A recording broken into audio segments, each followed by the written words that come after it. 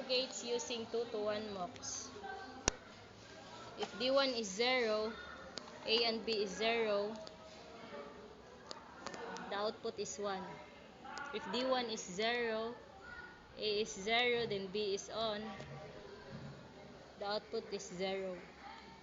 If D1 is 0, A is 1, and B is off, the output is also 0. If D1 is 0, A and B is 1 on,